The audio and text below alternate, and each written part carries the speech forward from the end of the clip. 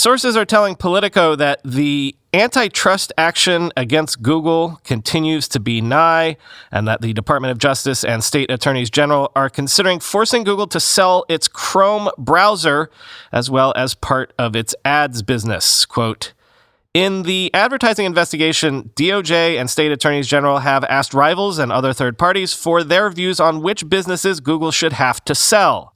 They have also asked whether any existing competitors should be off limits as potential buyers, the people said. The lawyers have also asked whether any of Google's properties outside of the advertising technology market should be targeted for a potential sale, leading some to single out Google's Chrome browser, they said.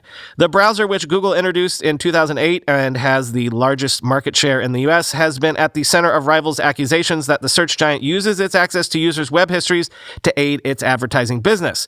Short of demanding that Google sell the browser, prosecutors could also consider asking a court to limit how Google uses the data derived from Chrome to aid its other products, one of the individuals and a fourth person involved in the ad technology market said, end quote. The article does go on to say that unwinding some acquisitions that make up part of Google's advertising business is also being considered, which that's what I find interesting. If the lead of the story was that instead of selling Chrome, they were focusing on things like the ad business, I'd be a little more concerned if I were Google. I mean, Chrome is a nice to have from Google's perspective, but it's not like without Chrome, they can't continue as a company. Also, I mean, if you understand how it works, you would also want them to spin off things like Google Analytics, right? I mean, they get more information from analytics than they do from anyone's browser history in Chrome. And also, there's this angle. As Daria Obasanjo tweeted, since every non-Microsoft browser is subsidized by Google Search, what does it even mean to sell it?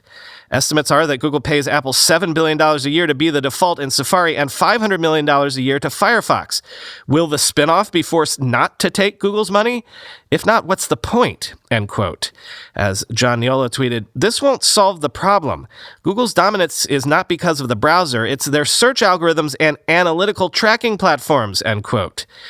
Yeah, I know this is reading tea leaves here, but if this is how the antitrust thrust is going to go, i.e., if the feds and attorneys general are looking for anything to drag Google with and they just grab the lowest hanging fruit, like, I know, they've got dominant market share in web browsers, let's target that.